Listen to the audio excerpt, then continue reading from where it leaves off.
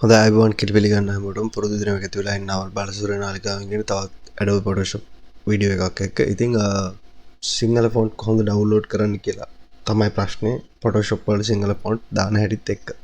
Photoshop වල විතරක් නෙවෙයි ගොඩක් software වලට මේ සිංහල ෆොන්ට් අවශ්‍ය වෙනවා අපිට සිංහලෙන් ටයිප් කරන්න. ඒතකොට අපි කරන්න ඕනේ සිංහල ෆොන්ට් ෆ්‍රී ඩවුන්ලෝඩ් කරලා කියලා මේ වගේ Google search කරන එක. search කරාට පස්සේ අපිට හම්බ වෙනවා sites ටිකක්. මේ කැමති වෙබ්සයිට් එකකින් කැමති ෆොන්ට් එකක් ඩවුන්ලෝඩ් කරගන්න තියෙන්නේ.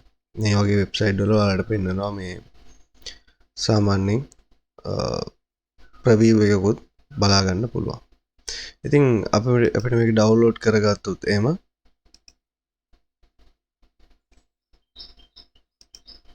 ෆොන්ට් එක ඩවුන්ලෝඩ් කරගන්න පුළුවන්.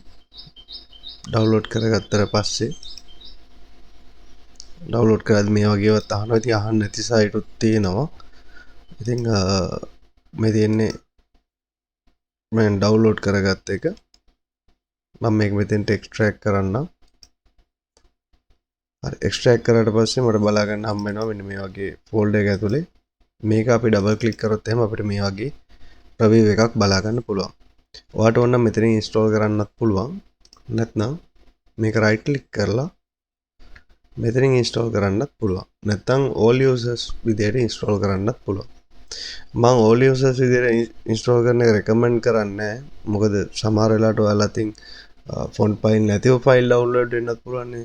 ඒක නිසා ෆොන්ට් ෆයිල් එකක් නම් අනිවාර්යයෙන්ම ඩබල් ක්ලික් කරාම මෙන්න මේ වගේ බලා ගන්න පුළුවන්.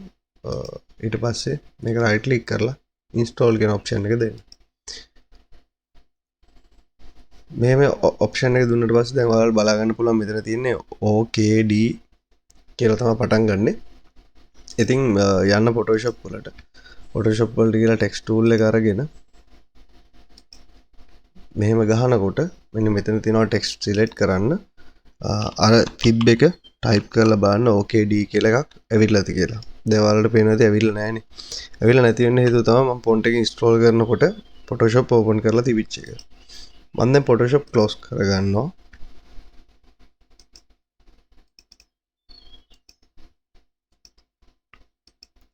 හරි මේ විදිහට Photoshop close කරා. ඊට පස්සේ මම ආපහු Photoshop open කරනකොට අර font එක read කරනවා. අපි open කරගෙන බලමු ඒක කොයි විදිහටද වෙන්නේ කියලා. මේ මොකද හේතුව අර software එක open වෙන්න කලින් නෙමෙයිනේ අපි font එක open කරලා තිබ්බේ.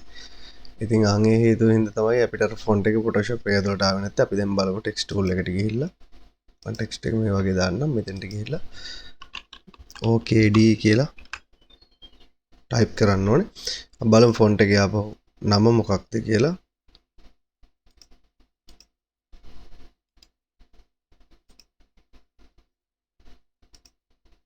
මම මේකම කොපි කරගන්නම් මෙතනින් ලේසි වෙන්න. දැන් ගිහලා මෙතෙන්ට පේස්ට් කරන්න. ඇවිල්ලා තියෙනවා මෙතෙන්ට. අපි සිම්පල් වලින් ටයිප් කරපු එක තමයි හේතු වෙලා තියෙන්නේ. කැපිටල් වලින් තමයි තියෙන්නේ.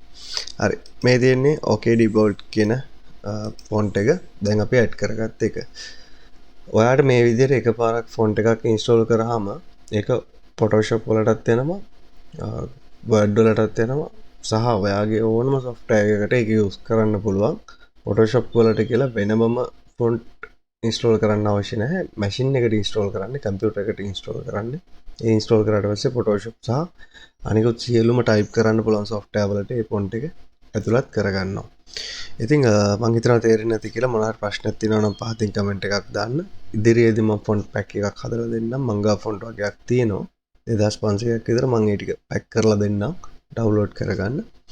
ඉතින් එකතු වෙලා හිටියට ගොඩක් ස්තුතියි. වීඩියෝ එක ගැන මොනවාරි ප්‍රශ්නයක් තියෙනවා නම් පහතින් කමෙන්ට් එකක් දාන්න. ඒ වගේම මේ වීඩියෝ ෂෙයා කරන්න.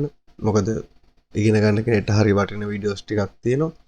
මල්ටිපල් කන්ටෙන්ට් වලට වීඩියෝ හදන නිසා Namal Balasooriya YouTube channel එක ඇතුලේ YouTube channel එකටත් ඇවිල්ලා බලන්න.